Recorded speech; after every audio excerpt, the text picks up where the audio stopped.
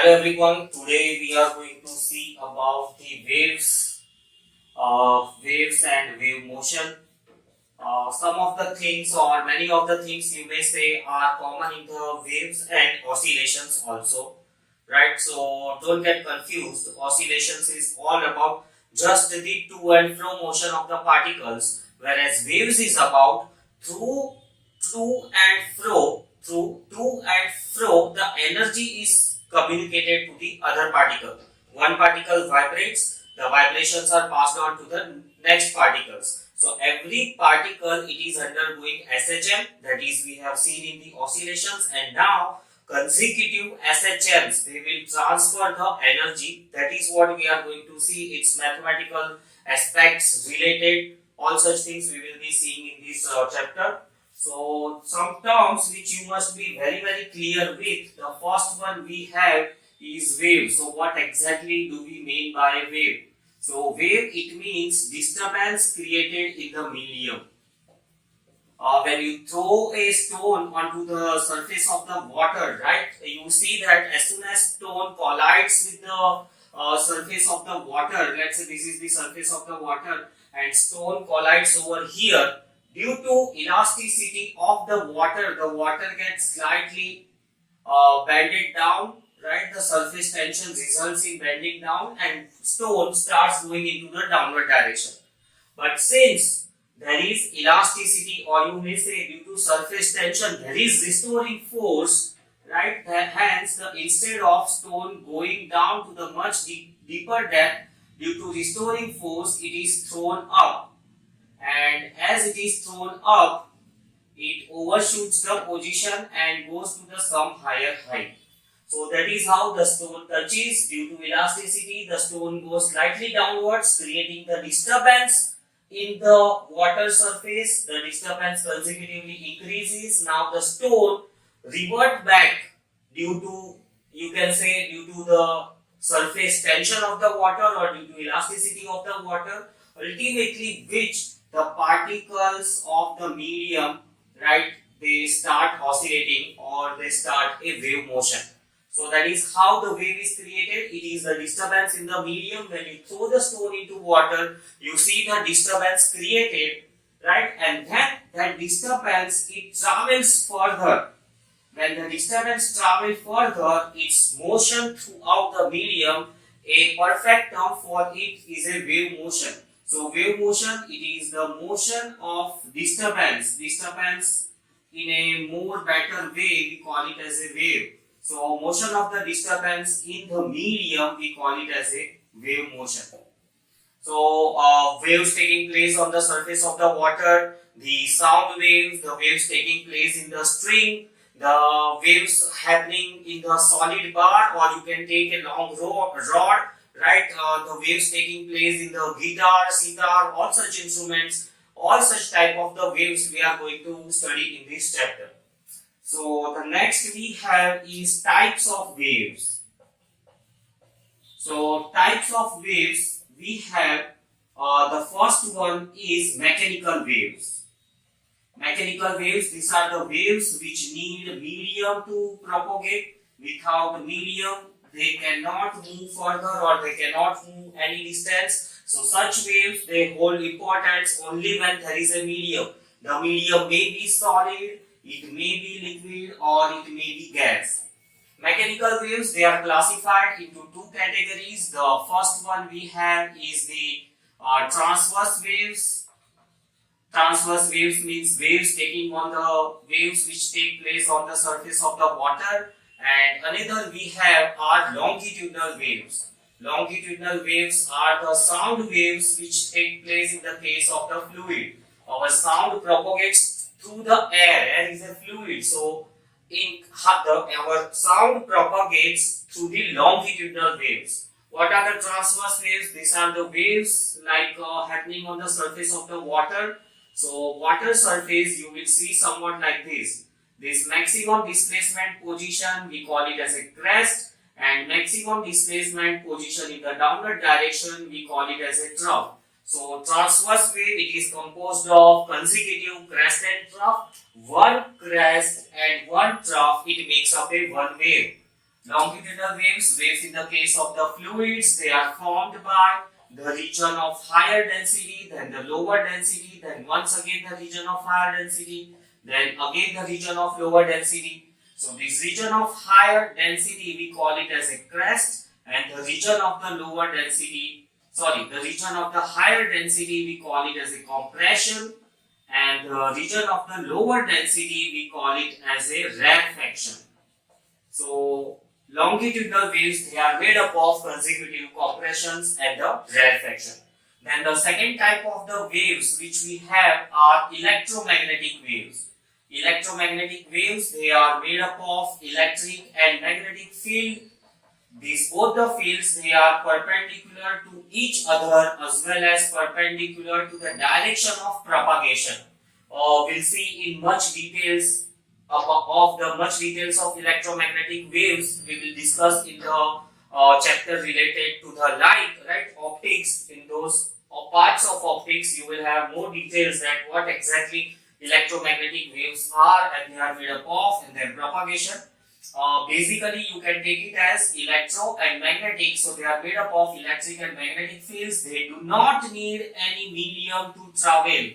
Example is the sunlight coming from the sun to the earth, right? It does not need any medium. So electromagnetic waves. Then the third type of the waves we have matter waves.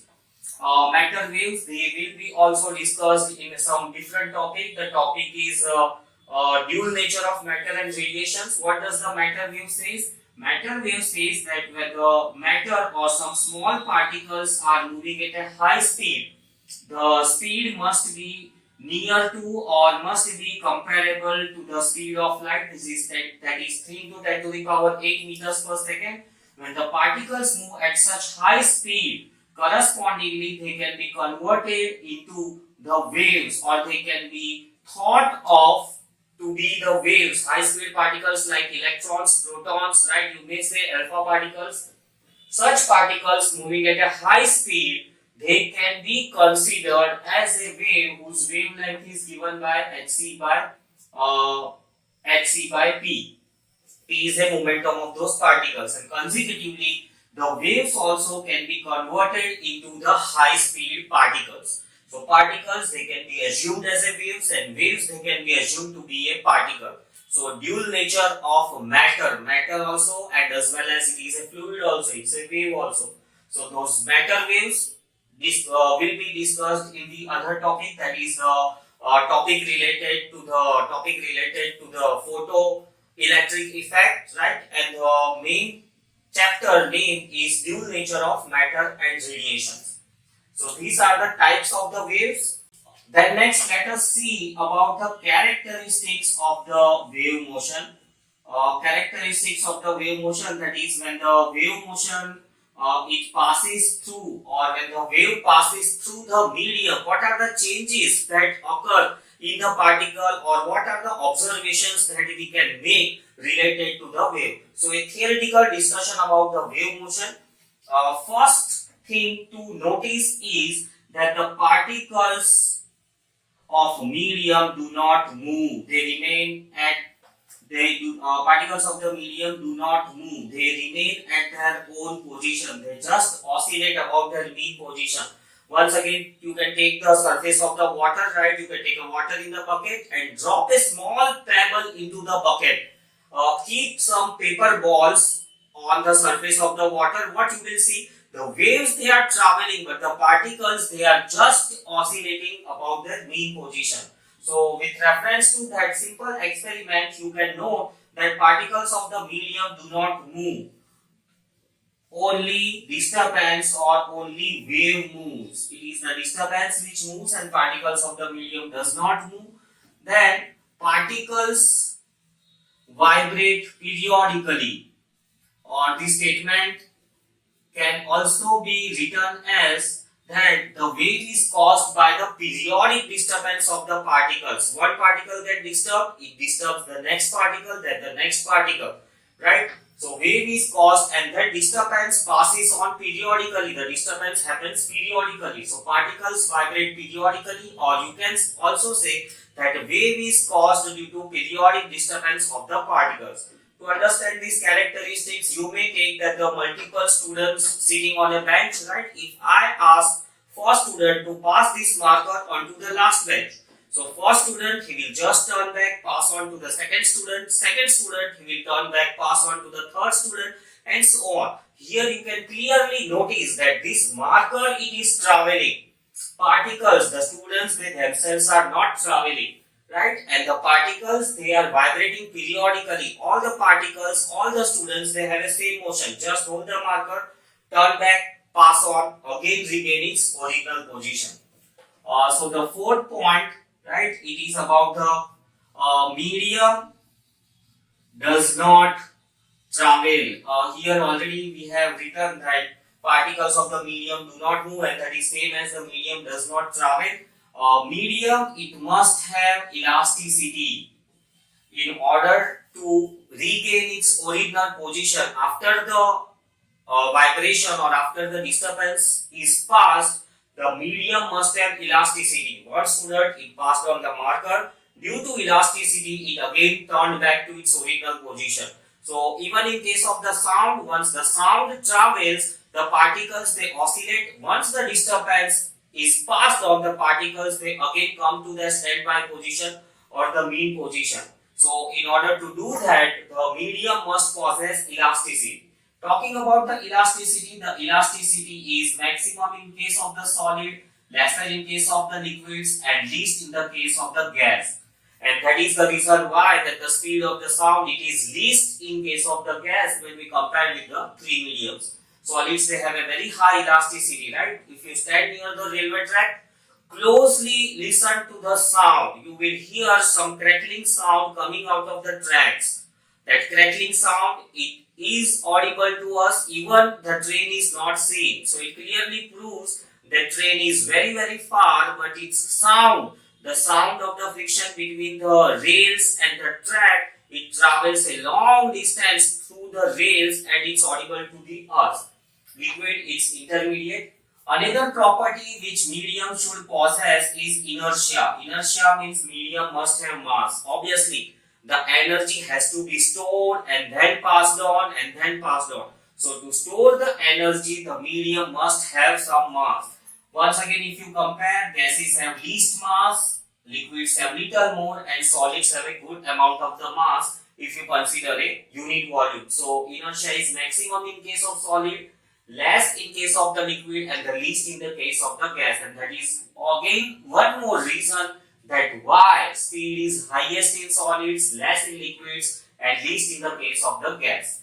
And the last property which medium should possess is friction, least friction. One particle, when it passes on the vibration to the next particle, during those passing, the friction should be least. When I ask first student to pass on this marker, he must have a least laziness. He must quickly pick up, turn, and pass on, right? So least friction, it is in the case of solids, then liquids, and then gas. So that is the third reason to compare the speed. So these are the properties about the medium. And then next, the fifth property is wave motion happens with a constant velocity. Velocity will not change. Velocity of a wave in a medium is constant. Happens with constant velocity. So that is, when the wave is propagating or when the wave motion is happening, that is when my sound is traveling from my mouth to someone's ears, right? It is happening at a constant velocity. The speed of the sound, it is 332 meters per second, right? In case of the water, the speed of sound is around 1500 meters per second, and in case of the solids, that too, if I talk about the steel or iron, it is somewhere 5400 meters per second. So speed of the sound in the medium, it is constant. The speed of the wave motion, it is constant. Then sixth one, wave velocity and particle velocity, they both are different things. Wave velocity you might have studied in your lower grades, right? Wave velocity, V is equals to frequency into wavelength. So this is the formula for the wave velocity. But the particle particles, they are vibrating, right? So what is the speed of their vibration? It is totally different. Once again, coming to our example, the passing of pen by the students, right? So the speed with which the pen is traveling to the next student, right, and the speed with which every student is turning up, both the speeds are different. So that is what wave velocity and particle velocity, it is a different thing. So these are the characteristics of the wave motion. And then next, let us see some terminologies about the wave motion. These terminologies, they are very common between the oscillations and the wave. I am not going to explain in much details. The first terminology which we have is amplitude. Amplitude, it is the maximum displacement from the mean position. If you consider crest and trough, right, this is the amplitude. Even downward direction, the amplitude is same. And compression and rarefaction, if you take, this is the amplitude. The width of one compression, or you can take width of the one compression or width of the one rarefaction, it is the amplitude. Maximum displacement from the mean position, SI unit is meter. Second one, wavelength, that is the wave length of the one wave, right? It is measured in meters. The distance between two consecutive crusts, or distance between two consecutive trough, or in terms of initial position, all of them represents wavelength. And in terms of the compression and rarefaction, the width of one compression and rarefaction makes up a one wavelength. Then the third one, we have a frequency. Frequency means number of waves produced in 1 second. Hertz or second inverse, it is the SI unit. Then fourth one we have is wave number.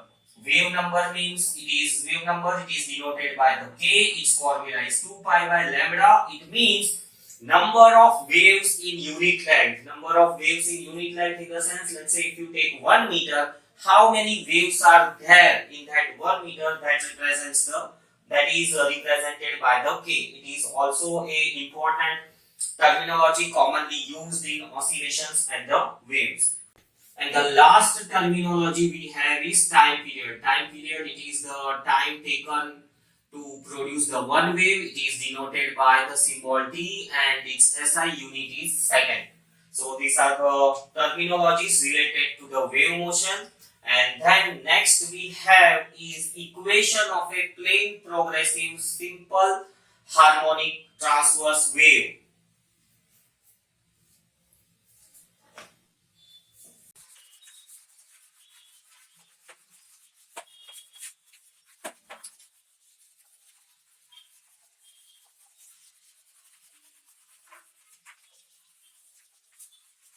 So next we have is equation of a plane progressive. Progressive means it's traveling in the forward direction. Simple harmonic transverse wave. So here we are discussing about a transverse waves. Little later we will discuss about the longitudinal waves.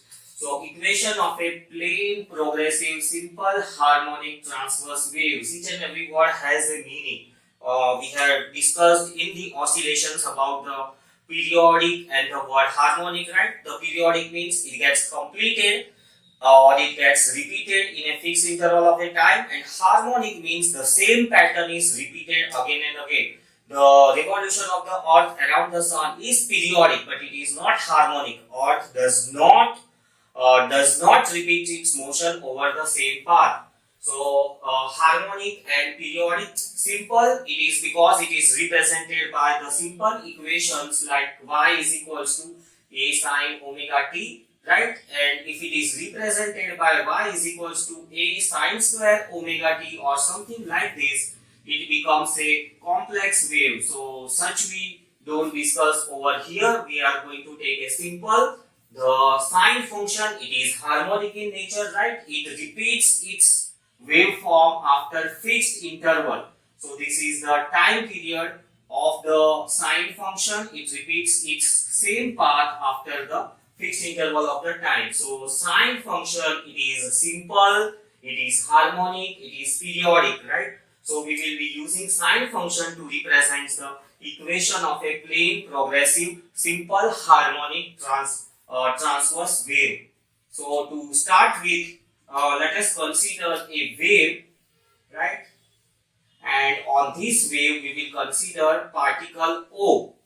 Right, for this particle O, its displacement it is given by the y-axis, and for various particles, if you take another particle P, right, its position is given by the x-axis. So there must be some equation to represent the particle in terms of y-axis, in terms of x-axis, and in terms of time. The displacement of the particle in terms of y, right, it must be represented in the terms of time and in terms of the position from the origin or position from the start point. So the simple equation which will be useful in representing the displacement of the particle with reference to its position from the origin and with reference to time is sine function. So r sine omega t, it is the simple function, right, and it is this equation, it represents the particle at time t equal to 0 and its position also 0. So this is exact equation for the particle at the origin. If you consider the particle at a point P, right, the particle at a point P, it is after the time t and after the displacement x or after the position x, it will be given as r sine omega t minus phi. Phi, it is called as a phase difference. Phase difference, it is a comparison between the two particles. If you take the particle O and if you take the particle P, their positions are different. The direction in which their next step will be is different. Particle P may go upside from this point or it may oscillate downside with this point. So the phase difference, it gives direction and position of the particle. So for the particle P, the equation can be modified this way. This is the one of the most basic equation of a wave. And in this equation, you will have position of the particle in terms of the y, the maximum distance, that is the amplitude, right? The maximum distance that a particle will travel. Omega, it is angular frequency, the frequency with which the oscillations are taking. T is the time after which or at which we are inspecting the particle P. Phase difference, most of the times with respect to origin, that with respect to the initial point, what is its position and direction. The equation of a wave, the standard equation, it can be written in many multiple forms. The another way is r sine omega t and the phase phi, it can be written as 2 pi by lambda into x. Phi phase is k times x. It is a equation for the phase. The phase can be calculated by this. Once again, how this has come, its theoretical discussion is found in optics. So that time we will be seeing. As of now, you can take that phase phi is 2 pi by lambda into x. So 2 pi by lambda into x, and solving further we get omega t minus kx. So position of the particle at a time t and after distance x, it's given by r sine omega t minus kx. So this is the another equation to represent the wave motion, right? Wave motion, when we talk about the wave motion, it is involved with many physical quantities. You can name the topic as analysis of wave motion. So analysis of wave motion means analysis of all the physical quantities involved in the wave motion. So let us see what are the physical quantities involved. The first one is y. It is the displacement of particle. Then we have v. It is the velocity of wave. Then we have u. It is nothing but the velocity of particle with which they are vibrating. Then we have linear frequency. Then we have omega, that is angular frequency. Then we have t, that is the time period. Then we have phase phi. We also have phi naught, which is a initial phase. Initial phase means rather than starting from the origin, if we start from the point P, so point P becomes the initial position, and with reference to it, the position and direction of the other particles on the wave we will see. And then particle acceleration A, right? The acceleration with which particles are going to oscillate. These are some terminologies or some physical quantities we try to evaluate from the equation of the wave. One more we forgot, that is A, which is 2 pi by lambda. It is nothing but a wave number, right? So whatever equations we go through, right, all these equations will be helpful in identifying one or more of these quantities. Let us continue with our equation. This is a second standard form, right? Second equation of the wave motion. Then if we replace omega as 2 pi by t and k as 2 pi by lambda, let us modify the equation. The modification will be y t comma, even if you don't write, it's understood that y it is in terms of x and t. So r sine, instead of omega 2 pi by t, t minus 2 pi by lambda into x, take out 2 pi by lambda common. So ultimately here it will be 2 pi lambda by t into t. 2 pi we have taken common, so it won't be there. Lambda by t dot t minus 2 pi by lambda common x. Lambda by t, it is nothing but wave velocity. So r sine 2 pi by lambda, wave velocity into time minus x. So this is the another equation of a plane progressive simple harmonic transverse wave. Plane progressive simple harmonic transverse wave. Regarding longitudinal waves, we'll see little later. So this is the third standard equation or a third equation which is used to represent the wave motion, right? So these are the equations of a wave, right?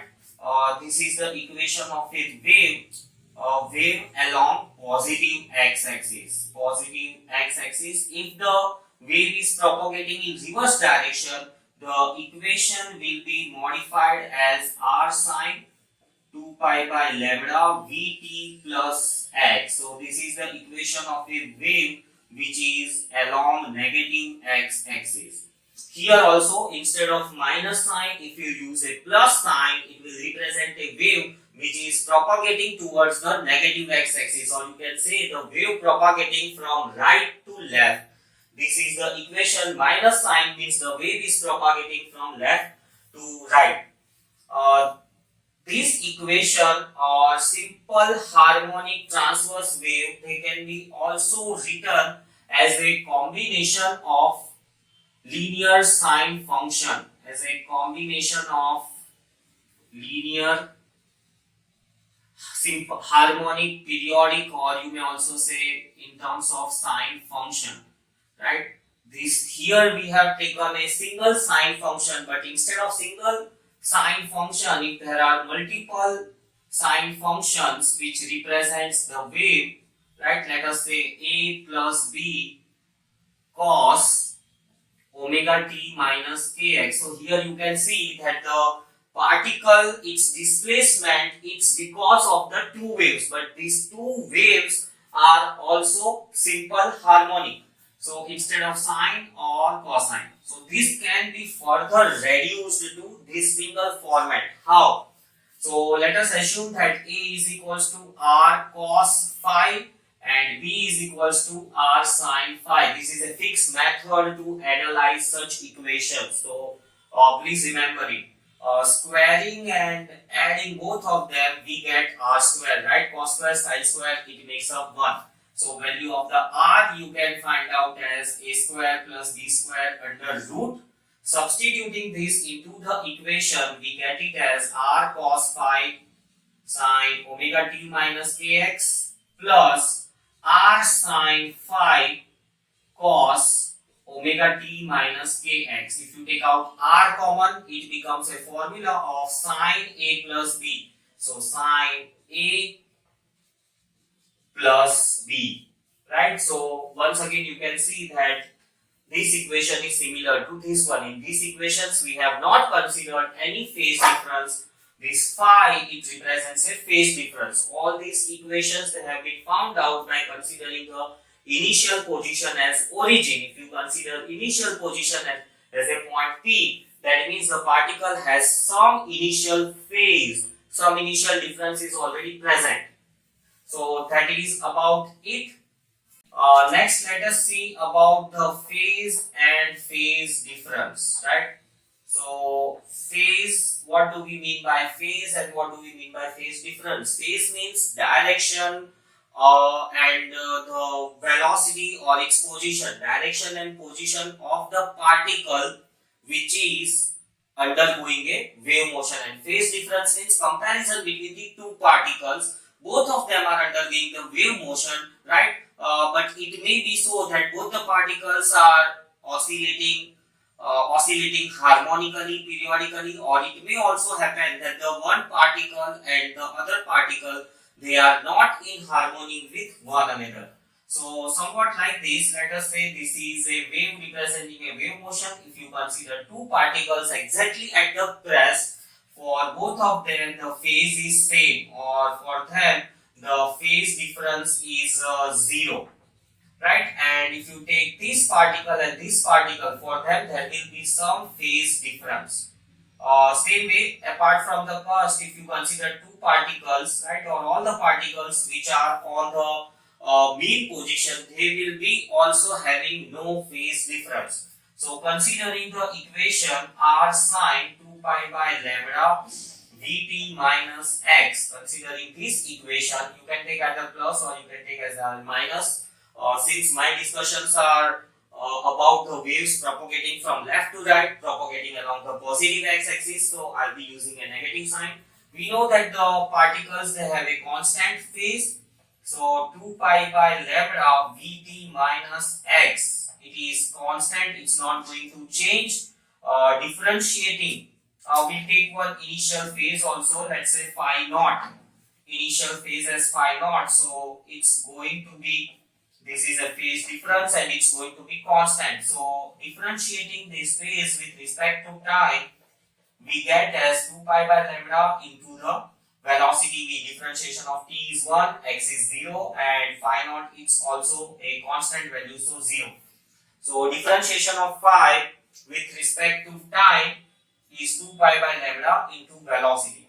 So 2 pi by velocity upon lambda, it's nothing but the frequency. 2 pi f is nothing but equal to omega. Furthermore, it can be written as 2 pi by t. So rate of change of phase with respect to time, it is omega, right, and it is constant for the given wave. Then next, differentiating phase with respect to the distance dx, we get it as 2 pi by lambda, right? This terms becomes 0, and here we get it as minus 1. So rate of change of phase with respect to distance is minus, differentiation of the x will be 1. Yes, so it will be minus k. This is another relation which we obtain from the equation of the wave. This is the rate of change of phase is omega, and rate of change of change of phase with respect to distance x is minus k. Next, let us see about the wave velocity. In order to study the wave velocity, we will consider the equation number 2. Right? As per the equation number 2, omega t minus kx, right? For the two particles which are in harmony or in phase, right? Omega t minus kx, this phase difference remains constant. So this is nothing but a phase, and it's going to be a constant value. So differentiating with respect to time phase, it is some constant value. Its differentiation for sure will be 0. Differentiation will be omega k, and differentiation of x with respect to time. So omega minus k dx by dt will give you the velocity, right? It is the, in x direction the wave is moving, that velocity. So minus omega minus kv, minus minus gets cancelled. So v is equals to omega by k. This is the velocity of the wave, the velocity with which the wave is propagating further. Further, if you simplify this equation, substituting the values of omega and k, lambda by t, right? So v is equals to 1 upon t is frequency, v is equals to f lambda. This is the equation that you had gone through in your lower grades. So this is about the wave velocity. Next, let us see about the particle velocity.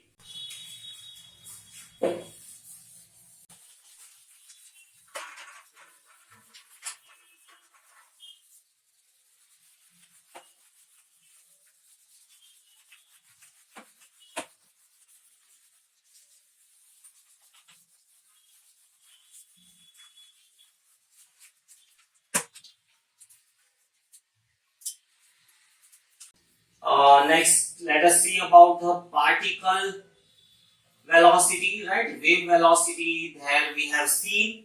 And to find out the particle velocity, we will consider the equation r sine 2 pi by lambda vt minus x. Sometimes equation of this form we consider, and sometimes equation of this form we consider, in order to get the different variables related to the wave, or different physical quantities related to the wave. So differentiating with respect to time will give you the velocity r as it is. Differentiation of time is cos 2 pi by lambda vt minus x, and then the differentiation of the function inside, making it as a implicit function. So differentiation with respect to time will be 1, and we get 2 pi by lambda into v. Differentiation of x will be 0. So this is the particle velocity, r cos 2 pi by lambda vt minus x multiplied by 2 pi by lambda into velocity v. That is the particle velocity. Now let us see relationship. Let us see the relationship between particle velocity and wave velocity. So particle velocity is represented by v, and wave velocity it is represented by u.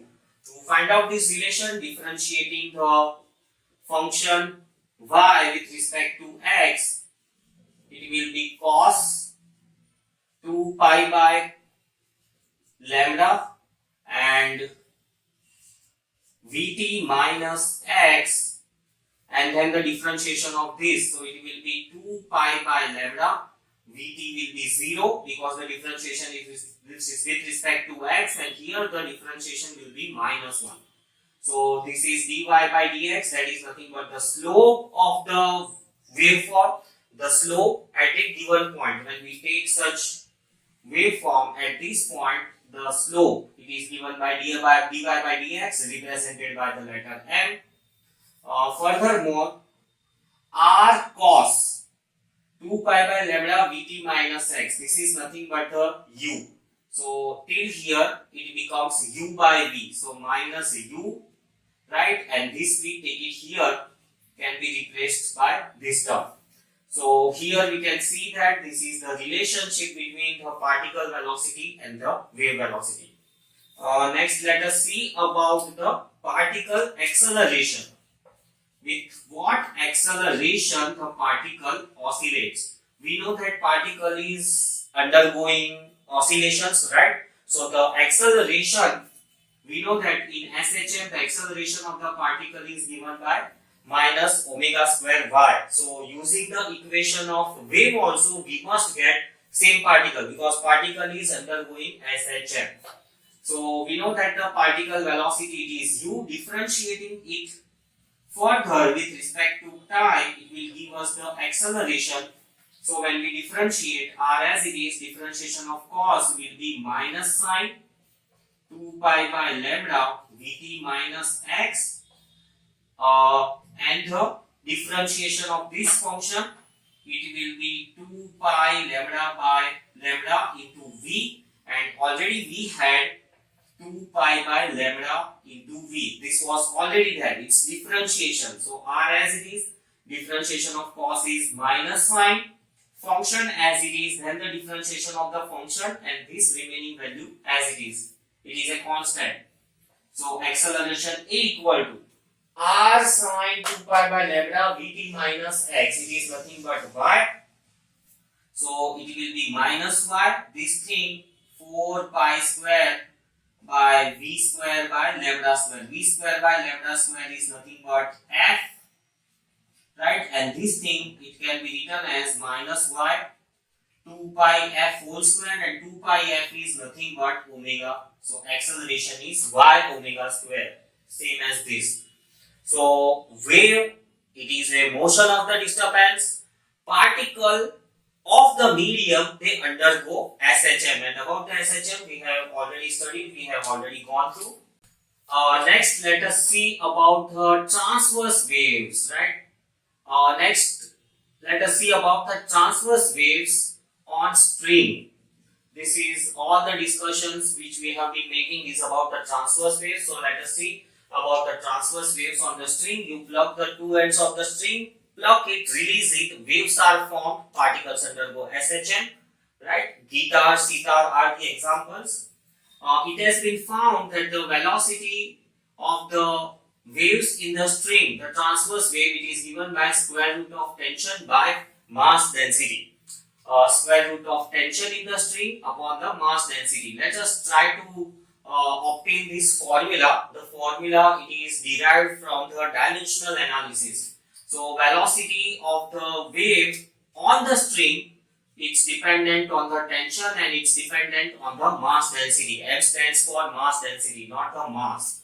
So mass density, let us find out the dimension. T is the tension, so its dimension will be dimension of the force, m LT inverse 2, and m, it is a mass density, that is the mass per unit volume. So mass per unit length, here it is lengthwise, so mass per unit length, dimensional formula will be ml inverse 1, and for velocity the dimensional formula is LT inverse 1. So V is equals to K TA m to the power B LT inverse 1. K we don't consider, tension it is mLT inverse 2 power A, and for the mass it is mass per unit length to the power B. LT inverse 1 m to the power A plus B, L to the power A minus B, and T to the power minus 2A. So we know m over here it is 0, so A plus B is equals to 0. Comparing the powers of T, we get A as 1 by 2. Consecutively, if we substitute here, we get B as minus 1 by 2. So if we substitute, V is equals to K, right? T to the power 1 by 2 and m to the power minus 1 by root m. So it is equals to K root T by m. K is some constant, we ignore it. So we have this formula, velocity of the transverse waves of the string, it is given by root T by m. Velocity transverse waves, velocity of transverse waves, right, in a bar, or you may take a rod, right, a long rod, when it is struck, right, transverse waves are formed in a metallic bar. In that case, the velocity is given by eta by rho, where eta is called as modulus of rigidity. We consider modulus of rigidity, and rho stands for density of material. So this is the velocity of transverse wave in case of the bar, it is in the case of the string. So these were all the discussions about the transverse waves. Now we will move on to the discussions of the longitudinal waves. So when we speak about the longitudinal waves, we think of the sound waves taking place in the case of the air, right? Sound waves, it travels through the air longitudinally. Longitudinals are waves, these are the waves which are formed of compression, which is the region of higher density, and rarefaction, the region of the lower density. So longitudinal waves we will discuss about. Formula for the longitudinal velocity of longitudinal waves in fluid. So in case of the fluid, the velocity of the longitudinal waves, it is given by V by rho, where B is the bulk modulus. For the fluids, we calculate bulk modulus, right? And rho stands for the density of fluid. This formula also we can obtain dimensionally. It's also called as a Newton's empirical formula. Newton's empirical formula, this was the most basic formula that was found out by the Newton initially to find out the velocity of the sound in the air, right? So velocity of longitudinal waves in the air you say, or fluid you say, and instead of longitudinal wave you can also say sound waves. So this was the Newton's empirical formula. Its derivation is again similar to that of the deriving the equation of the string dimensionally. Right? Experimentally, Newton found out that the velocity of sound waves in gas, or you may say longitudinal waves in fluid, depends upon the bulk modulus and depends upon the density of the medium. Bulk modulus, it is nothing but change in pressure per fractional change in volume. Its dimension formula, if you try to find out, pressure is force upon area. This part will be dimensionless. It is a ratio of same quantities. So force MLT inverse 2 and area L square. So dimension will be M L inverse 1 T minus 2. And rho stands for density. It is nothing but mass for unit volume. So ML minus 3. So let us solve it dimensionally. Dimensions on the left hand side will be L0, L1 T inverse 1 and B T minus 2 to the power A and ML minus 3 to the power B. So comparing the powers of M, we get A plus B as 0, and comparing the powers of T, we get minus 2A. So A is 1 by 2, consequently B will be minus 1 by 2. If you substitute in this equation, we get velocity as square root of B by rho. So this is how the Newton obtained his empirical formula, that is the velocity of the sound in the case of the gases, or you may also call it as a fluid. He performed some experiments and he found out that the gases, right, the gases when they compress and expand, their compression and expansion is isothermal. So sound waves, or you may say longitudinal waves, travel isothermally through air, or you can say through fluid. So considering instead of bulk modulus, he tried to modify it, that the bulk modulus must be replaced by the bulk modulus at a isothermal expansion and contraction. So the formula, this formula got modified as V is equals to square root of Bi by rho. Let us investigate into this formula. When we say isothermal expansion, right, for isothermal work done, PV is equals to constant. So differentiating PdV plus V as it is, differentiation of the P and differentiation of constant is 0. Here we have found out dP by dV, or you can also say dV by dP. Both of them are differentiated with one another. So this thing, if we simplify, we get it as PdV is equals to minus VdP, right? So P is equals to dP dV, and this V will go again into the denominator, and this is nothing but bulk modulus. Bulk modulus at isothermal expansion or contraction, ignoring the negative sign. So bulk modulus, it can be replaced by the pressure. So V will be equal to square root of P by rho. This is the another form of the Newton's formula. Now using this formula, if we calculate the speed of sound, it is found out as pressure, we will take it as 76 centimeter of Hg. So H, density of the mercury is 13600 and gravity is 9.8. Density of the air is 1.293. If you simplify this equation, you get velocity as 280 meters per second. Quite wrong. The correct velocity of the sound in air at 0 degree centigrade is 332 meters per second. So the speed of sound obtained from the Newton's formula was wrong. Then what was the correct formula to find out the speed of sound in air, or you can also say the speed of or velocity of longitudinal waves in the fluid? Studying this formula, Laplace gave one correction. Laplace said that Newton was wrong, that the expansion of the gases or contraction of the gases or the work done on the gases for the sound to travel, it is not isothermal, instead it is adiabatic. So let us see about the talks or experiments of the Laplace.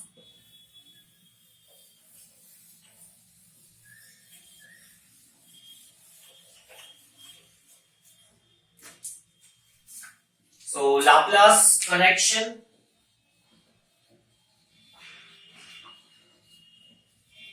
Its correction in Newton's formula, right? Laplace said that the work done in gases for sound to travel, is adiabatic. So the formula must be modified as, instead of bulk modulus, we must use the adiabatic modulus by rho. This was the formula suggested by the Laplace. Let us evaluate that about the bulk modulus. When we talk about the bulk modulus, the equation will be PV raised to the power gamma is constant. Differentiating differentiation of V raised to the power gamma will be gamma into V raised to the power gamma minus 1 dV plus V raised to the power gamma as it is, differentiation of the P, and differentiation of constant is 0. This thing, if we further simplify, dP by V raised to the power gamma, not so, it will be dP into V raised to the power gamma. Keeping P as it is, P and gamma as it is, rest of the terms let us shift it on the other side, V raised to the power gamma minus 1 dV. Further simplifying, taking V raised to the power gamma minus 1, yes, taking this in the denominator, it will be dV by V raised to the power gamma. Here it will be V raised to the power gamma, V raised to the power gamma minus 1. This thing, if we further simplify, it will be V to the power gamma, V to the power minus 1 dV by V to the power gamma. This gets cancelled, and then dV by dV upon V. This is nothing but the bulk modulus. So bulk modulus under adiabatic condition can be replaced by pressure into gamma, where gamma we call it as ratio of Cp by Cv, and for air its value is 1.41. So the formula gets modified as gamma P by rho, substituting the value of gamma, pressure as 76 cm of Hg, and density of air as 1.293. We get velocity as 332 meters per second, which is a quite realistic velocity at 0 degrees centigrade. So Laplace gave a correction, and finally he concluded in finding the correct velocity. So ultimately this is the equation which we accept for the velocity of the longitudinal waves in the case of the fluids. Next we have the factors affecting the speed of sound.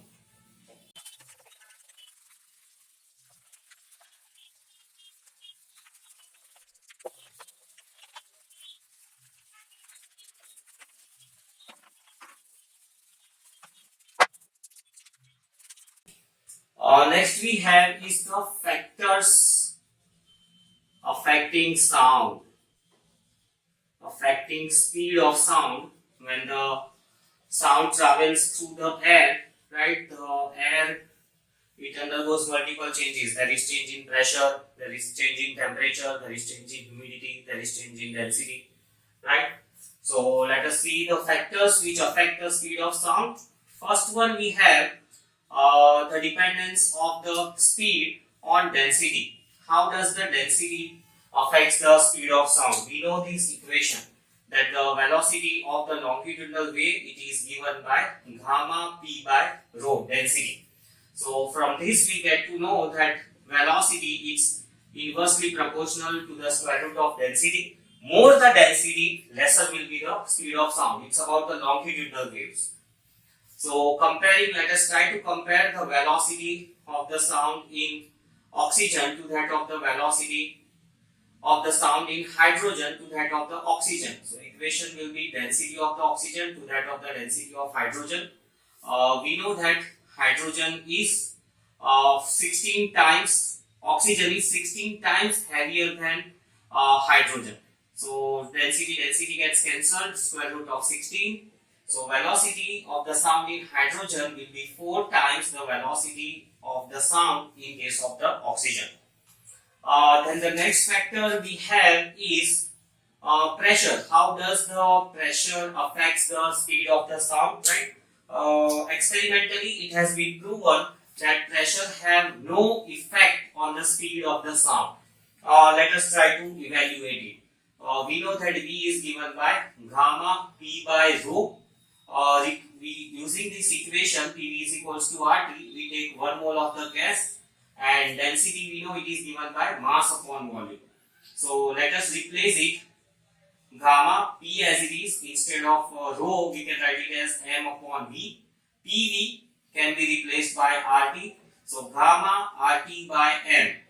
Gamma is constant for the air, R is Rydberg's constant, temperature remaining constant, and considering a fixed mass, velocity it is constant. So pressure has no effect on the velocity. Third, let us say how does the velocity of the sound changes with the temperature, right? Clearly from the equation, from this equation itself, we get to know that velocity is directly proportional to the square root of the temperature. If the temperature is more, the velocity will be more. Let us try to find out the temperature coefficient of velocity. Temperature coefficient of velocity. So let us say velocity at the temperature, some temperature T, it is and velocity at some reference temperature 0 will be given by temperature T upon temperature at some reference value 0. To evaluate converting the temperatures into Kelvin, so it will be T plus 273 degrees centigrade, and reference temperature if we take 0 degrees centigrade, corresponding to 0 degrees centigrade, the temperature is 273. So simplifying this further, we get 1 plus T by 273, 1 plus T by 273 raised to the power 1 by 2. Using binomial expansion, it will be T by 2 into 273. So Vt by V naught will be equal to 1 plus T by 576. Simplifying further, V naught T by 576.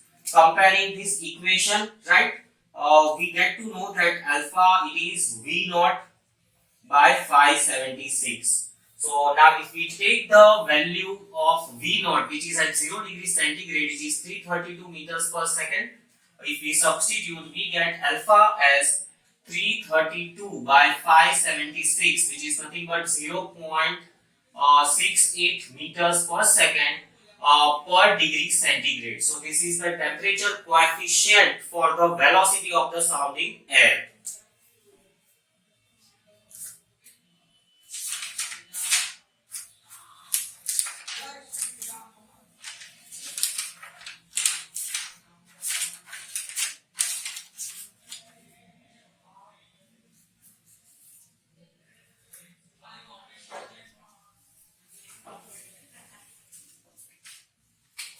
It gives us 0.608 meters per second per degree centigrade. That is the temperature coefficient of velocity of the speed of sound.